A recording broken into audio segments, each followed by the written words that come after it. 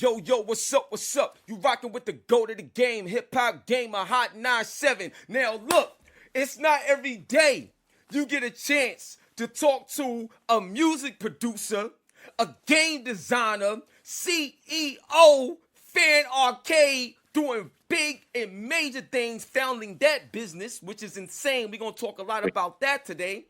But Yes, sir. also a nerdcore rapper, bringing hip hop and games together in an amazing, incredible way, crazy style, crazy flow. I present to you straight out of San Antonio, Texas. Put your hands together for the one and only Richie Branson. You already know Yeah, I what it feel is. like Love you, bro. love you too, man. I feel like I'm about to play in the finals, man. That intro was wild, man. Appreciate you. Always, so that's the way it's supposed to be. That's how it is when you come to my crib. You know what I'm saying? When you come to Yes, my sir. show. You know what I'm saying? So now look, I got a crazy first question for you, son. Go And ahead. I'm pretty sure a lot of people may have said this to you, but yo, has anybody ever told you that you look like Cam Newton, son? Yo. I'll take it, man. I just need to get a funny hat. I need to get the big funny hat, you know? Son, if you get the hat, oh my God, son, Yo, you're gonna like stop traffic. You're gonna cause like commotion in malls, son. I'm telling you, pandemonium. son. Yo, you look like Cam Newton, so I had to tell you that, son. That's funny. So, Hey, man.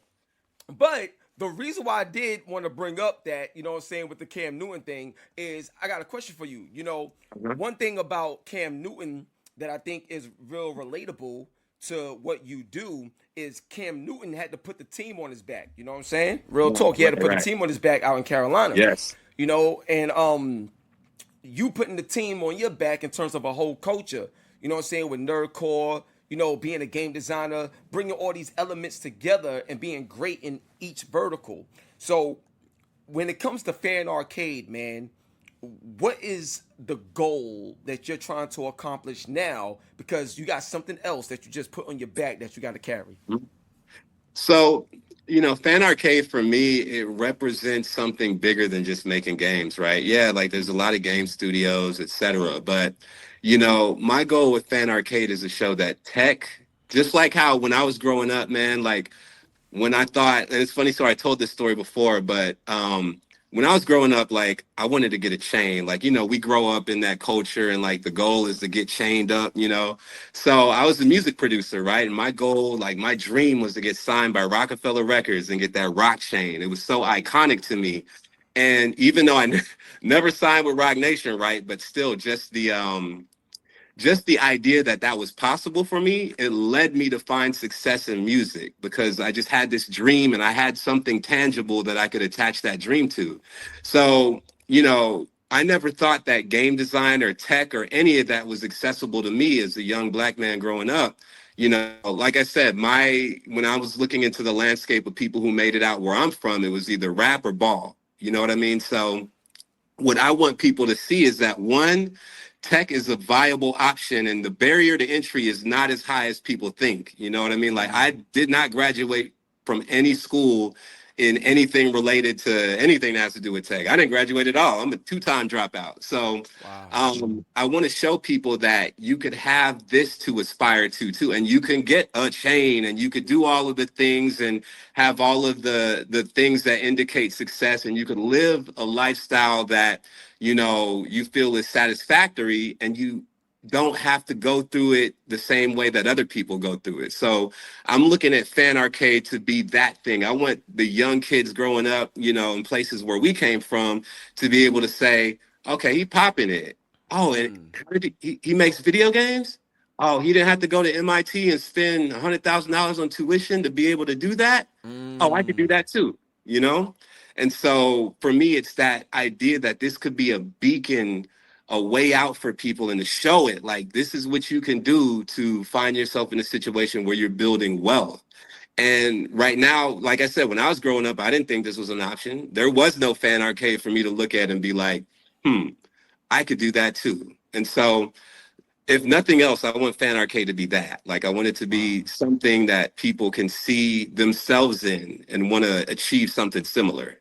Wow, that's fire, bro. Now, yo, let's double down on that though, because what Yeah, you yeah. said was powerful. So, have you had conversations with other game designers or other tech developers, especially in the AI space, about Mhm. possibly having like prompt engineering within the fan arcade to give more like students and just like kids and just people overall all over the world an opportunity to not just see themselves in Uh-huh. games and see themselves in the gaming industry as a whole, but to also find an easier way to make it too Right, right, with fan right. arcade based on your skill set as well, because I believe that with your skill set there's a lot of people that want to follow those footsteps as well. What's Right. your thoughts on that, bro?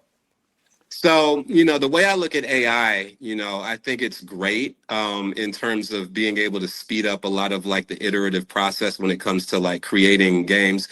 I don't necessarily, condone using AI to like create the creative part. Like, I think that, humans should be the one to design the characters, to tell the narrative, to make the music, etc. I'm a musician, at heart. So for me, it's like, yeah, I want to really get down on the music. I don't want a computer to do it for me, right? But, my philosophy is that when somebody paints, like, say, the Mona Lisa, right? Nobody's wondering if Da Vinci actually made the canvas on which the painting happened. Nobody's saying, did he actually make the paper? You know what I'm saying? So I Mm. see AI as a good tool to be able to create the canvas on which the artist paints. So, a lot of the technical stuff, as a, because I'm also a coder, I know how to code. So a lot of like the monotonous things that go into the coding part of it, I don't really necessarily find myself opposed to people using AI for engineering tasks. I know engineers are going to hate me for saying that, but I think that as an engineer, I would never tell somebody to go to school to learn like coding anymore. I would tell them to learn sort of the creative process behind coming up with the logic through which the code is created, right? And Mm. so, we're growing up in an era now where prompt engineering is going to be a better more lucrative skill set than the actual knowing, how to write public void, bool, open bracket, whatever. You know what I'm saying? Like that's not as important now as just the idea of being able to clearly communicate the logic that you want to be coded on the back end to an AI platform. So how that relates to Fan Arcade is we have a team of some amazing developers. All of them are African American. In fact, I'm with one of them now, Steven. He's super Yo, talented. Steve, what's going on, baby? Say what's up, Steve. Whoa. Yeah, he right here, Yeah. man. And, All right. like again, same thing. Like we used to rap together, and we never thought that there would be a day where we're sitting down now, like making apps and creating creative ways to solve problems in the tech space. And here we are now doing that, right? So I say that to say that I think that AI can be responsibly leveraged in a way that does not take away from the human creativity, but instead allows for us to be able to bring ideas to production quickly. You know what I mean? And so that's my philosophy with Fan Arcade, and all of our designers are thinking with that in mind. Like, I think it's difficult for people who may have went to school and got their master's degree in like computer science and they know 8 coding languages. It might be a harder transition for them to think in terms of prompt engineering, but we're not thinking like that. We're very open-minded. And, like when cars used to be hand built, right? Like they used to Yeah. put that shit together by hand. And eventually robots started putting the doors on the cars and screwing the bolts in. And so there were two trains of thought that came with that. If you were an assembly line worker at a car factory, you were either going to be opposed to that and pick it outside of the factory and say, the robots are stealing our jobs, or you were going to learn how to fix the machine. And if you learn how to fix the machine, then you guaranteed that you would still be employed by Ford Motors or wherever. And so Mm. our goal is to learn how to fix the machine while still Wow. maintaining our creative integrity, which is when it comes to the actual creative part, that's all human made. But when it comes to like, ways in which we could be faster and compete, because every big studio is embracing AI. The Take Two CEO, the guy, Take Yes, Two and Strauss Grand Theft Zelnick. Auto Yep. 6, he's so embracing of AI. And if AAA studios are embracing it, then for smaller studios and for agencies, et cetera, like you have to find that comfortable position where you're not sacrificing creative integrity, but you're still understanding that AI can help you compete and be just as fast as the big companies.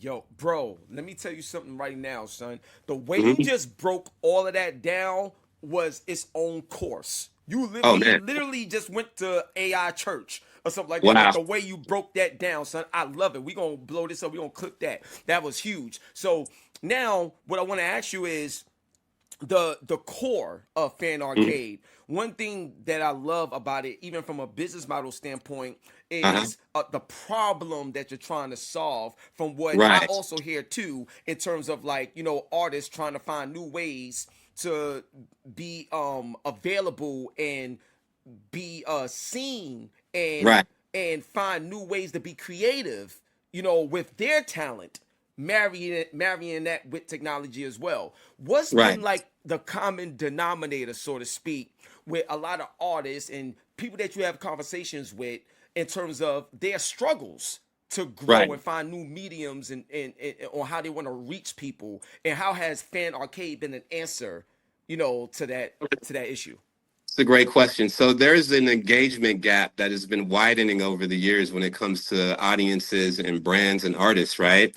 And a lot of that has to do with just the fast pace of social media. Like now attention spans have been, super shrinked over the span of the past few years thanks to social media and just this sort of content creation that has to be quick. And so video games, as you know, when you look at a game that comes out for PlayStation, it takes years of development, hundreds of people, a lot of different hands, a lot of approval processes. So games have never been like an agile medium through which engagement to occur. And so, a year and a half ago, I created this game. I saw the Kendrick Lamar video, created this game called Not Like Us the Game, right? Yeah. And that game went crazy. Like we ended up doing 2 million players like in a couple of weeks. The first million players within the first like day and a half. And so that showed me that one, there is an interlinking between pop culture and gaming. And if you find a creative way to evangelize gaming within pop culture, there is an audience that has a healthy appetite to want to receive that and engage in it. So I looked at that as like a new engagement tool when it comes to how artists and brands can creatively engage with their audience. Because as you know, games take a commitment of time. It's not something that you just watch an ad for 15 seconds and you're done. There is a cognitive loop that exists within gaming that has the potential to keep people engaged for longer than 15 seconds. And so once I realized that that was something that can actually be turned into a viable business, I started Fan Arcade. And so within the first like 6 months, we ended up doing games for Glorilla. We did Tia Corinne, Playboy Cardi, Chance the Rapper, Ira Star, Summer Walker, the Summer Walker game was a hit. That was crazy. And so, all of the labels and all of the brands that came up to us like wanting this product, because it's all been in reach. Like we haven't done any outreach. It's all been clients coming to us wanting this work. And what we realize is that it's a fun way to keep audiences engaged, but also be able to collect important data on who's playing the game, where they're at, get their contact information. So we've come up with a really novel and consistent flow on how brands could engage their audience and simultaneously get some pretty meaningful data through which they could do track back marketing, or they can kind of see where their super fans are at, et cetera. And so, yeah. Wow, bro. Let me tell you something right now, son. Cause what I wanted to ask you is, with the Not Like Us game, Uh, how quickly were you able to actually develop the game, package it, put it out? What was that process like? I think a lot of people man, would want to know that. yeah, Fans and business people alike, because right, that was more than just a game. It was the opportunity to capitalize on a moment. right. And since everyone in the world is already engaged in that moment, it also shows the level of earned media like that's attached to a Yes, project like this. So yes. so what was the process like in terms of the development, getting it out, getting it ready, and also making it something where it may not be the most glamorous, like you playing Ghost of Tsushima or something, but it's a game that you could just pick up and play real quick and have fun, just like how you would a Candy Crush. You see what I'm saying? Right. Break that down for me, bro. So it's funny because I was in Morocco at the time when the Not Like Us video dropped. Had food poisoning, ate some street food that was a little crazy. So I was locked in the Airbnb, right? So, Wow. two things happened. One, I couldn't go anywhere, so I was bored. Two, as soon as I saw the blue screen and he was hitting the owl pinata, I was like, yo, that could be a video game. I got nothing but time. And I wanted to learn a new gaming engine. So I actually built that in Godot, which is a whole different gaming engine that I'd never used. Very lightweight. You know, I was worried that like the bandwidth that I had over there might be a problem in terms of internet connectivity. So I was like, let me use Godot because it's very lightweight. It's not really resource heavy. So started like a day after the video dropped. And I'm crazy. So I used to work for Fortnite, right? And there it's very high pressure. You got to design things quickly. You got to be fast and there are tight deadlines and you got to keep it pushing. So I'm already used to working sort of in this very intense, sleepless nights sort of development mode that I can get in. So within 3 days, I had a prototype of the game done. 3 days, you know? And What? yeah, 3 days. Like I was a psycho with it, right? I would not recommend anybody do what I do because I'm a little bit more obsessed when it comes to the Wow. creative process. So, within 3 days I had a prototype, cleaned it up a little bit, did some play testing. And what I like to do when I'm making games is I like to create a moment within the game that I know people are going to talk about, right? Like something that's just like, okay, this is what people are going to encounter in this game that's going to be talked about. And for Not Like Us, it was the difficulty increase after you get 17 owls, right? And Wow. so once you Wow. hit 17 owls, like the game gets demonstrably more difficult. So a lot of the conversation on Twitter was like, dang, I can't get past 17. I can't get past 17. And when you look at sort of the theme of the song, 17, 17. yada, yada, yada, it worked out. So everybody was talking about it. So it made it like almost like a badge of honor. Like if you hit 20 or you got to 21 or you got even 18 was a badge of honor. And that was playing on the song's theme, as you know. So it was Yeah. like finding creative ways to do things like that when it comes to difficulty and gameplay. Like again, working for Fortnite taught me a lot about how to think about stuff like that. So Wow. within a week, I had the game finalized, had everything done, had it ready to go. And I literally dropped it the week after the video came out. Now, here's the kicker, and this is like a very rare story that I like to tell. After the game dropped and it's doing numbers, like within a day, Rolling Stone hit me up to do an interview about the game. And that was like, yo, Rolling Stone, bruh. You know what I mean? What? They're interviewing me. I'm a rapper, right? I've been a rapper for a long time. And for them to interview me on something that has nothing to do with my rapping, but my ability to make games, that was like, man, that was like crazy. You know what I mean? So I do the Rolling Stone interview. And after that interview, I'm thinking, there's going to be some Drake fan out there that makes games who's going to do something and respond to this. And I was like, you know what? It might as well be me too. So, this supervillain mode kicks in. I'm like, I'm gonna make a Family Matters game. 'Cause, Drake dropped the Family Yeah. Matters. I'm gonna do a Family Matters game. I'm not gonna say I made it, but I'm gonna create a whole other alias and say that they made it. Make it seem like they beefing with me. So I created the game and I put in the like credits like, yo, that Richie Branson game was whack. This one's for OVO, baby. And I'm a Drake listener, so like I was happy to make that game too. I like Kendrick and Drake both for different reasons. So for me, it was like, oh, this is a chance for me to pay tribute to another favorite artist of mine. So I make the Family Matters game, drop that exactly a week after the Not Like Us game, right?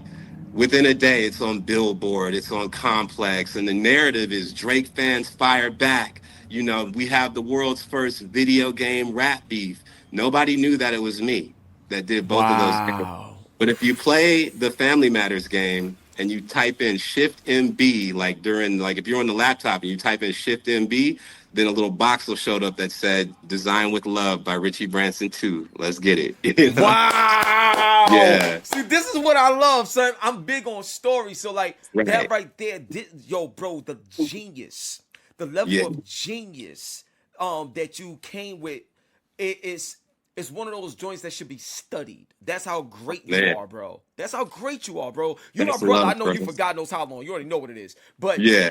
it's just amazing to champion not just like my friend, but to champion my brother and to champion the mind of it, because Right. we live in a time where everybody is so, I ain't gonna front, man. A lot of people corny, like, what I'm saying, like Yeah. people don't want to like show love to nobody, or like when did it become cool to just hate this much? Like, I don't understand it. So Man. I'm just letting It's you know ridiculous. I wear my heart on my sleeve, son. I'm hype. You know how it is, son. And Yeah, I love you, man. I really do, man. man. Like I you're love you too, so brother. incredible, man. Oh my You and gosh, my man. like the first interview I ever had in press was you, bro. And I know you remember back Yeah, man. 2012. I was going on tour, Yep. and you interviewed me. It was EGM. I'll never forget that, bro. I was Yep. nervous as hell. You have no idea how nervous I was, but bro, your personality and just how cool you are and genuine, like you made that interview incredible, bro. Like, and I'll never forget that. I was like, man, like I hope all my interviews are like this. And so to be here now, full circle, bro, Full like circle. you don't realize how big this is to me, dog. Like for real. Wow, man. And yo, and just to give y'all some insight, I had him in like a major Def Jam office. Like I Yes, can't I remember say that. who office it was. I ain't gonna reveal that, but I had him in a crazy Def Jam office. Like crazy. This goes back like so many years. So Yeah. now one thing I want to ask you is Drake also came out with wanting to sue, Universal and Right. against Kendrick. And then also, 50 Cent, shout out to 50 Cent, one of the GOATs, like he made a statement about like, Drake, what Drake is saying about Universal, they really did that to him. But that's also the same engine that helped Drake get to where he's at Right. too. Right. So it's Right. Yeah. like, yo, what are we doing? My question to you is, in that time, in that moment, do you see or do you have data that backs up the fact that your game possibly contributed to Drake wanting to put that lawsuit against UMG because that game played a pivotal role digitally, but not only Right. that, that game provided more screen time than Right. the Yes. average person would get when it comes to any type of content you consume nowadays. Right. I think that, the game itself was almost like a validator to the impact that Not Like Us had amongst the Mm. culture, period. And I remember reading like some of what Drake fans were saying, and they're like, yo, a game? Like, dang. And, most people thought that Kendrick actually, and PG Lang actually made it or kind of put money into having it made, which is not true. But to the perception was that like, yo, they are going all out when it comes to like just all the ways in which Not Like Us, like, it was played at every sporting event, it swept the Grammys. I was actually at the Grammys when it did that. It was crazy. But Wow.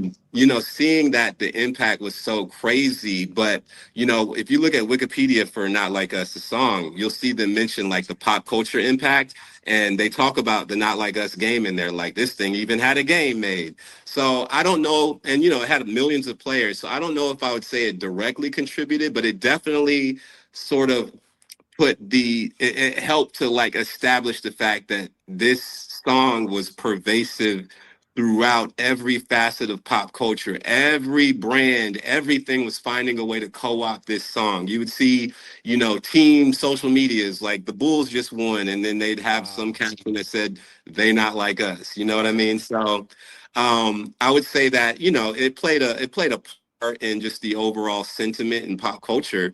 And I think obviously if I were Drake and I'm seeing that, I would think like this is just such an industry planted song. Like this was by design. So, Yo, wow, that's just mastery. That's just full mastery. So now, yeah. 2026, man, we in 2026. Fan Arcade is here. What's some of the goals that you would like to share? Especially with the audience Yeah. that you're trying to accomplish with Fan Arcade, so that not only can these goals be met, but we can even exceed them with the support of all of us believing in Man, you and what you got going on. So for what sure. you need, bro? Man, so the goal now, like we just came back from All Star. I did a game with the NBA for one of their merch lines. So I was at All Star Weekend. That was dope. That was crazy because it's like, okay, now if we're able to do games with officially licensed NBA stuff, that's showing that brands do trust us. Mm. Today, actually, we just launched, Nav just dropped his single with Young Thug. So they reached out to me to do some work for them with related to that. So we just dropped like a meme generator where you could turn, you could turn yourself into like a bust down meme. Now, me, this is real. This ain't no bust down meme. This is all real. But you could turn yourself into a bust down character with the song title in your grill, and I think that's really dope. So right now we're busy. We've got a lot of things going on, a lot of brands, a lot of partnerships, a lot of things that are sort of just continuing to fuel the momentum. But my goal for 2026 specifically with Fan Arcade is one, for people to understand that there is now a trusted place that you could go to that will keep the cultural authenticity intact when we create tech products. Because right now that's very difficult. You know, a lot of tech companies, they don't really have any real root in the culture through which these brands represent. So we Right. allow people to come to us and get things that are made with authentic love that actually are culturally authentic in whatever space they want to navigate. So we want to continue to sort of build our profile and build that sort of household name when it comes to that. Our biggest goal right now, I think, is solving problems. Like you had mentioned it earlier about, Yeah. you know, solving problems. And I do believe that tech and gamification are two very important pieces to solving a lot of problems when it comes to brands, marketing, lead generation, et cetera. And so we're looking at all kinds of different industries and how we can, you know, create engaging, interactive experiences that help solve a problem within that. So we have an educational tool that we're marketing out to different school districts. I'm gonna have to talk to you about that too, by the way. You know I It's got you. very dope. You know, trying to get that in some schools. We're working in the healthcare sector on a few really fun, engaging things that can help patients. We're doing things with relation to just a lot of different industries, man. Like my goal now is to, what I like to say is gamify the world. There is a game in everything, and we will find it and we will Ooh. build it. Ooh. Yo, bro, that's the way you shut it down, bro. There's a Hey, game in everything, and yes, we will build it. yes, Yo, bro, man. bro, Richie Branson. I'm telling y'all right now. Let them know where they can find you at. And lastly, okay, this is how we're gonna do this, because this is All Hot right. 97. This is how we're gonna do Oh this. man. You know how you got music on rotation. You know what I'm Yeah. saying? If there's a game that can be in rotation and stuff like that, Uh-huh. what game would you want to make for what artists that you Ooh. would love to have in rotation? Not just musically, but have it in rotation, in fan arcade for fans to use. Okay. If I could make any game for any artist, you know, it's funny because me and Steven were actually just listening to like Jay-Z, old Jay-Z, you know what I mean? Ooh. First album I ever bought was Volume 2, Life and Times of Sean Carter. In my I was, lifetime. That's what I'm yeah, talking about, son. Let's get it. right. So that was the very first album I bought. And, you know, Hard Knock Life just like hooked me into the whole idea because I had never really listened to music before that. So that was my first encounter with hip hop and it led me through a lot in life. So if I can make any game, it would be a game that is for Jay-Z, and it would be a game that's like about building wealth and showing how you could, you know, build wealth, you know, and gamify the idea. Because when you look at the stock market, it's a game. When you look at real estate, it's a game. When you look at crypto, and I played that game, that's a fun game, it's a game. So finding a way to educate people on different ways through which they can build financial verticals and find success, and have Jay-Z sort of be like a co-signer of that, get that into like, you know, schools in underprivileged areas, that would be my dream. That's what I would want in rotation. The game of life, the Monopoly game. You know what I mean? Like, but Wow. really teaching you, like, hey, that you could get this stuff. You know, understanding credit, how leverage works, all of that stuff. Like, I would love to build a game like that, and I would like Jay-Z to be like, yeah, that's what's up. Bro, we got to talk, because with me being a partner with the New York Stock Exchange and being a partner Oh with Chase Bank, and also with me being a partner with the entire board of education, we already got it. We just got to talk. yeah, let's Yeah, talk. Let's we going to rap. We're talk, son. definitely gonna rap, man. Yo, let them know where they can find you at, son. Man, so if you want to find out more about Fan Arcade, you could go to fanarcade.tv. You know what I'm saying? You'll Yeah. see all of the stuff we do. You can reach out if you want that work, if you want to play some of our stuff, go there. Musically, I'm not retired yet. I feel like I'm a retiree when it comes to rapping, but I got a couple unreleased albums. So if you want to find those, just Google Richie Branson. You could go to the YouTube, Richie Branson, Twitter, Instagram. All of my socials are Richie Branson. If you want to follow what I'm doing, not just in my game design journey, but my music journey and just my life journey, follow Richie Branson everywhere. RICHIE BRANSON. And Let's that's that. go. Let's go, baby. You already know what Let's it get is. it. You rocking with the GOAT of the game, hip hop gamer, on your hot 9-7 every day. That's Let's my get it. word. Yeah. We out of here. Peace.